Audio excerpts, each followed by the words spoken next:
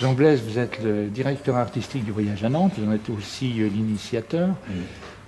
Vous avez réussi à faire de Nantes une destination culturelle. Est-ce qu'il y a eu un moment, après bien sûr la crise économique des années 80, un moment où la ville, vous vous êtes engagé, vous avez choisi de faire de Nantes une destination culturelle? Oui, ça a été aussi un moment, c'est-à-dire l'arrivée aussi d'un homme. C'est important dans une ville. Les hommes, pas seulement les idées politiques, c'est les hommes qui font les villes. Et Jean-Marc Ayrault arrive en 89 à Nantes. Et à cette époque, la ville est dans un état assez lamentable, assez difficile, parce qu'elle a perdu son économie. En 86, elle perd les chantiers navals. Nantes, c'était un port avant tout, qui perd ses chantiers navals, qui perd son industrie. Et cette industrie-là, elle avait donné toute l'identité de la ville. Les gens travaillaient autour des chantiers navals. Quand on perd ça, on perd tout. Donc quand il arrive, il est là pour faire renaître, pour refonder, pour reconstituer en quelque sorte. Donc évidemment, il réfléchit avec ses adjoints à la création de nouvelles économies. Bon. Mais en même temps, il sait que pour être porté par la population, eh bien, il faut que cette ville soit reconnue d'une certaine façon. Bon. Et il s'appuie sur la culture pour redonner de l'identité à cette ville. Pour lui, ça va être vraiment une politique très déterminée. Et donc, je vais l'aider à faire ça. Et à partir de 90, on va inventer des festivals, on va créer des lieux qui vont petit à petit au service des Nantais. On pense aux Nantais avant tout. Qui vont petit à petit redonner, j'ai envie de dire, des couleurs à cette ville qui avait perdu son plaisir de vivre en quelque sorte. Voilà, donc la culture, ça va être ça. Mais aviez-vous un capital au départ? Non, pas de capital. Il y avait un patrimoine. Alors il y avait un patrimoine, mais ce patrimoine-là, justement, il avait été aussi détruit. On a subi les bombardements de 1943 et d'une façon assez violente, moins que Saint-Nazaire qui a été rasé, ou moins que Le Havre. C'est des villes qui ont été rasées et qui se sont complètement reconstruites. À Nantes, il restait quelques éléments du patrimoine. Bon. Mais surtout, la ville avait été déformée. C'est un port, la Loire passait à l'intérieur, l'Erdre coulait à l'intérieur de la ville. Moi, j'ai vu des photos de cette ville où on voyait des voiliers dans la ville, quoi. Un voilier qui vient s'arrêter devant votre porte, c'est quand même fascinant. Bon. Eh bien, tout ça a été comblé pour des raisons de salubrité, entre deux guerres. Donc, on en a fait une ville d'un point de vue architectural et urbanistique fausse. Bon. Et tout ça était à rattraper. Et donc il a fallu plutôt miser sur la créativité des Nantais et sur leur intelligence que sur la beauté de la ville. Peu de villes, ont utilisé autant que Nantes la culture comme levier de développement économique. Est-ce que c'est véritablement une particularité de votre région? Je crois aujourd'hui que oui, c'est-à-dire qu'on a peu d'exemples en France, mis à part les villes qui ont aussi misé sur la culture avec les capitales européennes, c'est-à-dire Lille et Marseille. Lille a beaucoup misé sur la culture aussi en 2004, c'était 2004, grâce au titre de capitale européenne de la culture. Elle a fait vraiment beaucoup de choses. Marseille l'année dernière, mais ça, ce sont des événements. Nous, on était plutôt dans la durée. Et de ce point de vue-là, oui, je pense qu'on est les seuls à l'avoir fait. Mais encore une fois, quand on a commencé à le faire, c'était d'abord pour les Nantais, et puis, bien évidemment, redonner une image forte à la ville pour que cette ville attire des investisseurs, des économies, etc. Alors là, on parle de développement économique dans un milieu, bien sûr, qui ne veut pas entendre parler. Comment est-ce, vous qui êtes un créateur de festivals, d'événements éphémères, comment est-ce qu'un cultureux est admis dans ce milieu? Bon, je pense qu'il ne l'est pas. Il ne l'est pas. Parce que chaque milieu campe un peu sur ses certitudes, sur ses grands principes. Le milieu de la culture, d'une certaine façon, est un peu snob. Je le connais, j'étais à l'intérieur pendant des années. Bon. Et puis le milieu du tourisme est plutôt tourné vers le marketing, vers les affaires, donc un peu plus vulgaire, entre guillemets. Bon. C'est idiot, parce que faire valoir une ville, la mettre en scène, la montrer sous son meilleur aspect. Je trouve que c'est très noble, hein, mais encore faut-il qu'il y ait du fond. Hein. Ce que nous vendons, entre guillemets, nous, aujourd'hui, c'est un dispositif culturel que nous avons mis en place pendant 20 ans, qui a un socle, qui tient debout, qui est fondé, qui, nous l'espérons, est d'une grande exigence et d'une grande qualité. Donc on n'a aucune honte à le faire. On aurait honte si on faisait exactement le contraire. Si on se disait aujourd'hui, bon, alors maintenant, qu'est-ce qui pourrait attirer le touriste? Qu'est-ce qu'on pourrait faire pour attirer le touriste? Là, ce serait une démarche totalement absurde pour moi, hein, et là, condamnable. Bon, mais ce n'est pas du tout le cas. C'est pas du tout le cas. Vous avez dit lors de la conférence au Théâtre du Loup que les premiers contacts avec les membres de l'Office du tourisme avaient été difficiles, mais qu'après, d'abord vous avez dû les convaincre, mais qu'après ils avaient le sentiment d'une certaine valeur ajoutée. Ah oui, oui. Bah, évidemment, on arrive là-dedans comme un chien dans un jeu de quilles.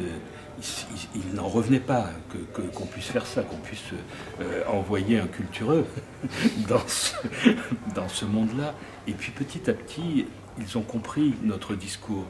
Ils ont compris qu'on ne pouvait pas, si on voulait faire venir des touristes à Nantes, il fallait compter sur nos propres forces. Il fallait que ce soit, qu'on soit nous-mêmes et qu'on n'essaie pas d'imiter Genève ou je ne sais quelle autre ville. Ils ont compris que, avant tout, il fallait faire l'analyse, je n'ai pas dit la psychanalyse, l'analyse de ce que nous étions véritablement. Et quand ils ont compris ça, mais encore faut-il avoir un discours simple pour faire comprendre ça. Je pense que c'est une des qualités que j'ai. Dire les choses simplement. Une fois qu'on a compris ça, on embarque tout le monde. Et puis on gère le pays que ça comme une entreprise. Hein. C'est des questions de management ensuite. Hein. Bon. Mais d'abord le fond, d'abord quelle est l'offre? Quelle offre nous proposons aux éventuels touristes, aux éventuels visiteurs, voyageurs. Hein. Parce que c'est extrêmement noble de voyager. De faire du tourisme, c'est extrêmement noble. C'est s'enrichir, c'est s'ouvrir, c'est être de plus en plus tolérant, c'est comprendre la vie des autres. Bon. Alors évidemment, le tourisme a été perverti par certaines formes de tourisme, mais nous essayons de maintenir à Nantes un tourisme noble. Et vous avez choisi, dans la culture que vous avez choisi de présenter, de privilégier l'art contemporain, ce qui est encore une difficulté supplémentaire. Exactement. Alors on ne privilégie pas l'art contemporain, mais l'art contemporain, c'est la vie. Hein. On ne va pas passer sa vie dans les musées. Hein. Il faut comprendre le monde tel qu'il est aujourd'hui. Ce qu'on a essayé de faire, c'est montrer que des individus pouvaient aimer la diversité. Je crois que les jeunes aujourd'hui, les nouvelles générations, ne sont plus comme nous aussi sectaires que nous l'étions. Moi, je me souviens, quand j'étais très jeune, j'étais théâtre, et puis c'est tout, quoi. En dehors du théâtre, je ne voyais rien d'autre. Et puis, petit à petit, je me suis ouvert à d'autres choses. Aujourd'hui, la question ne se pose même plus. Hein. Les jeunes, ils naviguent, ils vont partout, ils sont totalement ouverts grâce au numérique, grâce à Internet. Ils ne se posent même plus cette question-là. Donc, je pense qu'il faut miser sur la diversité. C'est ce que nous essayons de faire. Dans le parcours à Nantes, on passe, je le disais tout à l'heure, du tombeau de François II du XVe siècle à une exposition d'art contemporain de Roman Signer, au mémorial de l'abolition de l'esclavage qui a été créé par Christophe Wodiczko, à une exposition de samouraï au château, etc. etc. Voilà. Et c'est ça la proposition. Et c'est une proposition extrêmement plaisante, extrêmement agréable. Hein. On crée aussi des lieux conviviaux pour dîner, pour déjeuner, pour s'arrêter, mais on le fait toujours avec des créateurs, avec des artistes, avec des designers. Vous avez dit tout à l'heure que la culture est toujours considérée comme snob, et alors que vous êtes le fondateur de la Maison de la Culture de Nantes. Est-ce que depuis cette époque, il n'y a pas eu d'évolution? Est-ce que vous avez des problèmes entre ce qui peut être perçu comme une culture élitiste vis-à-vis d'une culture qui serait plus proche pour la masse? Mais moi, j'ai toujours eu des problèmes avec le milieu culturel, parce que j'ai toujours eu l'intuition que, vous savez, on parle toujours de démocratisation de la culture, et moi, j'y pense toujours. C'est-à-dire que c'est inscrit dans dans les statuts des maisons de la culture, c'est le premier article, hein, rendre accessible au plus grand nombre. Bon. Alors une fois qu'on l'a mis dans les statuts, bon, ça y est, c'est fait, finalement on s'en occupe plus. Bon, et on sait très bien que dans les maisons de la culture, qui sont nécessaires, encore une fois, pour moi c'est évident, on touche quoi? Si on touche 10% de la population, on est très fort. Hein, 10%. Et que fait-on des 90 autres pourcents? Donc tout ça veut dire qu'il faut que ces maisons s'ouvrent au maximum. D'abord d'un point de vue, j'ai envie de dire, architectural, physique. Hein, quand on a créé avec Patrick Bouchain le lieu unique, qui est une forme de maison de la culture. Certes, il y avait un théâtre, mais un théâtre modulable, hein, transformable, des salles d'expo, bien évidemment. Hein, mais il y avait aussi un grand resto, un bar, une librairie dès l'entrée, des expositions ouvertes gratuitement, un hammam au sous-sol, une crèche au dernier étage. Voilà, un morceau de ville, en fait, un morceau de ville qui était là, ouvert, totalement ouvert, avec de multiples entrées possibles. Contrairement aux maisons de la culture qui ouvrent à 20h pour un spectacle à 21h et qui ferment à minuit après la fin du spectacle. Bon, voilà. Donc j'ai toujours lutté contre ces restrictions, ces réductions. Et voilà, et c'est peut-être ça aussi qui m'a amené à accepter des missions qui a priori semblaient impossible, contradictoire. Marier la culture et le tourisme, ça semble contradictoire. Pour moi, c'était un enjeu extraordinaire. Donc vous cherchez à favoriser la diversité. Oui. D'une part, vous faites sortir les œuvres, l'art dans la rue. Oui. D'un autre côté, vous voulez faire aussi rentrer la vie de la Oui. rue dans les lieux culturels. Oui. Comment réussissez-vous? Est-ce que ça fonctionne? Puisque en général, chacune de ces salles de spectacle est un peu une forteresse qui, comme vous l'avez dit, est ouverte uniquement aux heures de spectacle. Ouais. Donc vous voyez l'évolution vers obligatoirement des ouvertures, mais oui, d'une manière qui ne soit pas simplement une ouverture plus des horaires, mais enfin... Exactement, une ouverture réelle et pas... moi je pense que c'est obligatoire. On le voit d'ailleurs avec les musées aujourd'hui. Les musées sont en train de devenir justement des lieux extrêmement faciles, extrêmement libres, ouverts. Il n'y a plus un musée sans bar, sans restaurant, voilà. On se balade là-dedans avec une espèce de liberté qu'on n'avait pas avant. Alors il faut qu'aujourd'hui, en France en tout cas, hein, je ne sais pas comment ça se passe vraiment ailleurs, l'action culturelle, ce qu'on a appelé action culturelle, eh bien... se réforme. Hein. Et ça passe d'abord, bien évidemment, par des lieux. Hein. Il faut casser ces lieux, enfin les casser, les ouvrir. Quoi. On ne va pas casser les théâtres, et pour moi c'est sacré aussi. Hein. Et puis, c'est vrai que les théâtres sont des sanctuaires, c'est-à-dire des endroits où l'artiste peut dire vraiment ce qu'il a envie de dire, personne ne va venir l'en empêcher. Il n'y a pas de censure au théâtre, enfin on l'espère. Alors que dans l'espace public, il y a des phénomènes d'autocensure qui jouent, bien évidemment. Quand vous livrez un artiste comme Roman Signer dans l'espace public sur une œuvre pérenne, ce qu'il n'a pas l'habitude de faire, qui est l'inverse de ce qu'il fait d'habitude, bon, il y a sans doute des phénomènes d'autocensure qui jouent. Mais s'il l'a accepté, c'est parce que ça l'intéressait aussi d'être confronté à cette question-là, hein, du pérenne et de l'espace public. Bon, voilà. Donc les deux sont extrêmement complémentaires. Hein, dedans, dehors, ça doit jouer ensemble. Or, ce n'est pas le cas aujourd'hui. Maintenant, Voyage à Nantes est un exemple en France. Donc c'est certainement beaucoup plus facile de s'allier les milieux économiques et autres. Mais au départ, ça a véritablement été un combat d'amener ces milieux économiques à vous soutenir, puisque le projet d'art contemporain est un projet extrêmement cher, ces œuvres in situ. Je suppose aussi que l'aménagement en ville est aussi important. Oui, c'est un combat, et puis ça ne cessera jamais, parce que quand vous avez réussi à convaincre un groupe, c'est un autre groupe que vous ne réussissez pas à convaincre. Mais ce n'est pas un problème. De toute façon, l'art, s'il est vraiment chargé, hein, puissant, fort, juste, il crée toujours un problème. Il crée toujours un problème, bien évidemment, hein, puisqu'il remet en question, puisqu'il est en contradiction avec une vie normée. Bon, donc ça, il faut l'accepter. Il faut accepter ce combat sans cesse et ne jamais le refuser. Jamais. Après, c'est la force de conviction. est-ce qu'on réussit un par un? Nous, actuellement, on travaille avec des commerçants, avec les commerçants de Nantes, avec 50 boutiques du centre de Nantes, parce que pour le voyage à Nantes 2014, l'événement, on leur a proposé de refaire leurs enseignes. Moi, quand je me balade dans les rues, à Nantes, je vois toujours les mêmes enseignes, gris sur noir ou marron sur noir. Il n'y a plus d'enseignes. Ces belles enseignes qui tout d'un coup disaient un savoir-faire, une compétence, un métier. Bon. Donc voilà, on est en train, avec des artistes, 3 artistes, de créer une 50aine d'enseignes nouvelles avec ces commerçants. Et donc on est bien obligé de discuter avec eux et ça se passe très bien. Ils se prennent au jeu, ils en ont envie. Il y en a 1 ou 2, je crois, qui nous ont refusé de le faire. Voilà, c'est ce travail-là qui petit à petit fait que la créativité s'insinue dans la ville. Et que on s'habitue à voir des choses bizarres, étranges.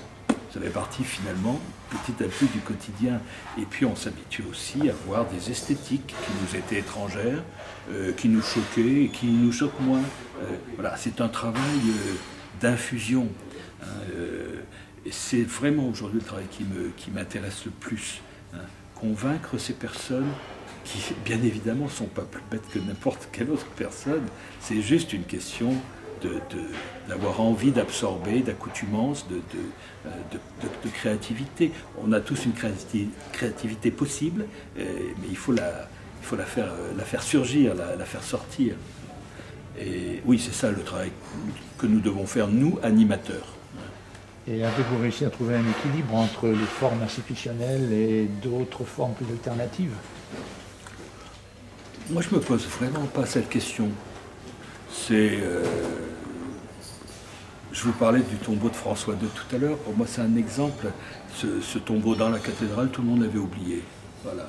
C'est un chef-d'œuvre d'un sculpteur qui s'appelle Michel Colomb, qui était invisible. Et quand on a commencé à travailler sur ce parcours dans la ville, qui passe par les lieux de patrimoine, par les lieux culturels, on est allé à la cathédrale, bien évidemment, on ne va pas nier ce qui est là et ce qui est fort. Et ce tombeau à l'intérieur de la cathédrale, il est un peu laissé de côté. On ne voyait pas les gisants sur le tombeau, puisqu'il était trop haut. Et bien on s'est dit, comment est-ce qu'on pourrait le voir mieux et mieux comprendre cette force, cette finesse de la sculpture? On a créé un dispositif, une espèce de point de vue en hauteur, un escalier, comme une chaire, pour pouvoir le voir. Point. Et c'est tout. On l'a mieux éclairé, et on a changé les cartels, qui étaient un peu n'importe quoi. Et voilà, et tout d'un coup, évidemment, il reprend une nouvelle jeunesse. Et c'est tout aussi intéressant que de montrer Tadashi Kawamata dans la rue. Pour moi, c'est aussi intéressant. Vous qui êtes un créateur de festivals insolites, d'événements éphémères, il semble que vous privilégiez maintenant des œuvres pérennes, des installations. Eh oui, c'est l'âge. Et oui, c'est l'âge. Et puis c'est aussi. C'est l'âge ou est-ce que c'est une nouvelle façon, ou est-ce que c'est poursuivre la mutation touristique? Oui, pour moi, c'est aller dans le sens de ma mission, bien évidemment. C'est-à-dire créer un parcours qui soit une offre pérenne, permanente, et que finalement, peut-être que d'ici 2-3 ans, on n'aura plus besoin de l'événement des estivales. Que ce parcours, eh bien, il sera pris comme tel en permanence par des touristes qui viendront en permanence à Nantes. Bon, ça c'est l'objectif. Mais je crois aussi que j'aime bien, je suis assez fasciné par l'idée que les œuvres pérennes vont traverser le temps de plus ou moins bonne façon. Certaines des œuvres d'Estuaire, on a commencé Estuaire en 2007, on est 7 ans après, certaines des œuvres dans la nature, dans le paysage, dans la nature, sont comme enquistées dans la nature. Elles n'ont plus la même... on ne les perçoit plus de la même façon que quand on les a créées. Quelque chose est en train de bouger avec le paysage. Ça, c'est fascinant. Et donc, j'aime bien ça. Imaginez cette permanence, comment cette permanence peut transformer l'œuvre elle-même. Et puis aussi, cette question de la crise qu'on sent partout, en France en tout cas, qui fait que c'est beaucoup plus difficile d'imaginer mettre beaucoup d'argent dans quelque chose qui va durer 2 mois. C'est presque malsain. Donc on est à l'évidence poussé vers le durable, c'est sûr, par le développement durable. Et ça en fait partie d'une certaine façon.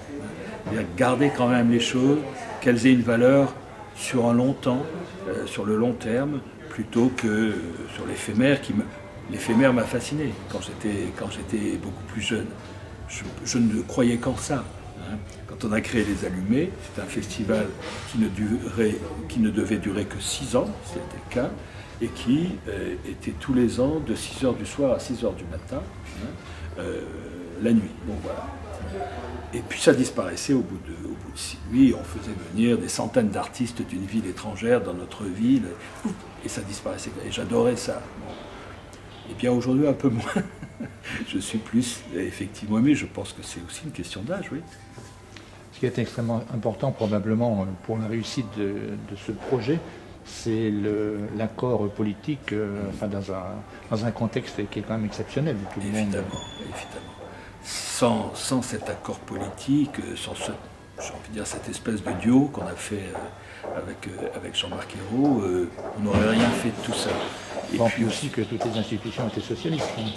Ah voilà, c'est ça. C'est-à-dire qu'on était dans un environnement très généreux pour nous, parce que le conseil régional, le département, toutes les communes importantes étaient socialistes, même couleur politique. Donc il y avait une espèce d'orchestre là qui jouait bien pendant longtemps, pendant près de 20 ans. Et puis donc ça a permis ce pouvoir politique stable, la durée. On ne peut pas créer le dispositif qu'on a créé en 4 ans. Ça n'existe pas, c'est pas vrai. On a mis 20 ans et c'est pas fini. Donc la durée, c'est quand même quelque chose de très important, à la condition que vous vous réveillez tous les matins en vous disant qu'est-ce que je fais de nouveau, qu'est-ce que je fais de neuf, quoi. Mais voilà, cette durée fait qu'aujourd'hui, quand on analyse ce qui a été fait, on sent une vraie cohérence. Est-ce qu'il y a des projets plus importants que vous auriez aimé réaliser ou auxquels vous pensez d'ailleurs, peut-être pour l'avenir? Il y a des regrets pas trop, parce que beaucoup de projets ont avorté. On n'a pas réalisé tout ce qu'on avait imaginé, mais on passait vite sur des projets impossibles, parce qu'on avait toujours... Moi j'ai toujours 3 projets dans ma musette. Mais j'ai un projet que j'ai réalisé en partie, sur lequel j'ai des regrets, c'est Nuit Blanche. J'ai créé la première Nuit Blanche à Paris avec Bertrand Delanoë, quand il est arrivé à la mairie. Et puis, ça a eu tout de suite énormément de succès. Mais j'ai senti tout de suite qu'il y avait que ça avait de gros défauts, d'énormes défauts, et qu'il fallait les corriger. Malheureusement, avec l'attentat de Bertrand Delanoë, on n'a pas pu refaire tout de suite le débriefing, et on a été pris dans une espèce de course. Mais pour moi, Nuit Blanche, c'était une manifestation qui devait dire Paris, qui devait être la manifestation internationale de Paris. Donc il ne fallait surtout pas l'exporter. Or, Christophe Girard, l'adjoint à la culture, qui est un ami que j'aime beaucoup, lui, il a tout fait pour l'exporter. Il ne fallait pas le faire. Il fallait garder ça précieusement à Paris, que ça devienne la spécificité de cette ville, la force de cette ville, et améliorer cet ovni qui venait de naître. Et surtout, ne pas déroger aux règles que nous étions données, qui étaient justement que ce soit dans l'espace public.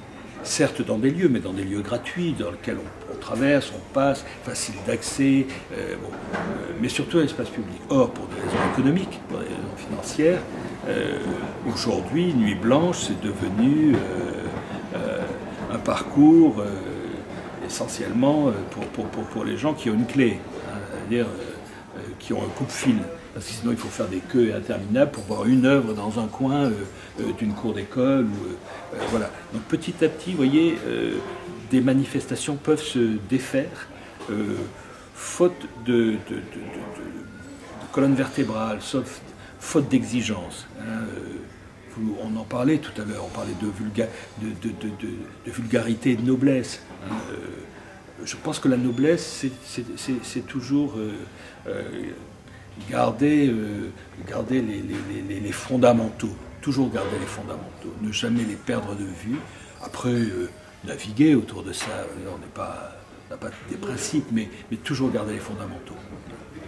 Un sujet qu'on a juste effleuré, qui est celui, par exemple, pour le voyage à Nantes, l'on parle de destination touristique. Donc destination, on se rend dans un lieu, mais une partie du voyage à Nantes est aussi destinée aux Nantais. Je crois que c'est peut-être une des clés du succès du projet, non? Évidemment, tout le voyage à Nantes est destiné aussi aux Nantais. C'est-à-dire qu'on ne réussira pas à faire de Nantes une destination si elle n'est pas portée par les Nantais, si elle n'est pas portée par ses premiers ambassadeurs. Ou alors on fera un truc factice, artificiel, à côté de la ville. Dans le sens où ils l'utilisent eux-mêmes. Exactement. Ils l'utilisent et ils sont les guides. Ce qui se passe l'été à Nantes, c'est que des familles viennent chez les cousins, là, à Nantes, et que les Nantais servent de guide aux familles. En leur disant, viens, on va voir ça, tu vas voir, c'est super, ça c'est moins intéressant. Voilà. Donc les Nantais sont les guides. Bon. Et c'est pour ça que c'est bien assis, que c'est fort, quoi. Ils prennent en charge leur propre ville. Bon. Je pense que c'est ça la recette, et il faut qu'on trouve, nous, des formules, des recettes pour les impliquer de plus en plus dans cette aventure, dans cette petite aventure. Moi, je suis plutôt fier de ça, de se dire, ben voilà, avec quelque chose qui est totalement immatériel, qui est totalement libre, on réussit à créer du mouvement, à créer une dynamique, à créer de l'économie. Eh bien, oui, c'est très bien. Et c'est aussi une manière de défendre l'art auprès de l'ensemble de la population. Période de crise, qu'est-ce qu'ils disent les gens?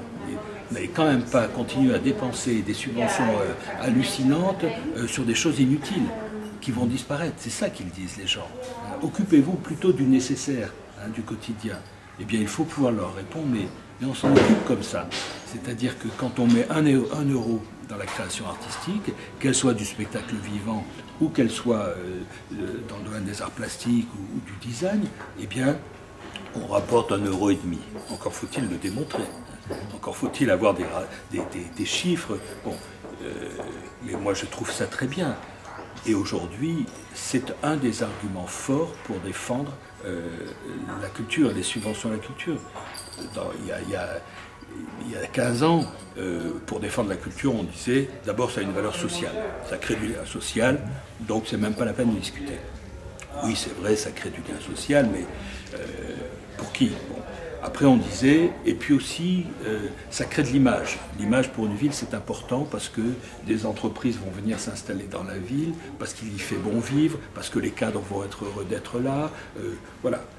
Et aujourd'hui, on peut dire, et c'est important aussi, que le troisième argument, c'est de dire, mais il y a des retombées directes avec la culture grâce au tourisme. Grâce au tourisme. Voilà. Les hôtels, les restaurants, les gîtes, les campings, etc., etc. Et voilà. Et quel est le problème? Quel est le problème? Le problème serait, effectivement, ce que nous disions tout à l'heure, d'inverser la logique et de se demander, mais certaines villes le font, qu'est-ce qu'on pourrait faire aujourd'hui pour les touristes viennent chez nous? Bon, ils sont tous en train de se demander s'ils ne pourraient pas avoir le Guggenheim, quoi, ou le Louvre-Lens. Eh ben non. Non, voilà, il faut faire avec ce que nous sommes, avec nos propres forces. Bon, et à partir de là, pour moi, il n'y a aucun problème. Je dors très bien la nuit. Merci Jean.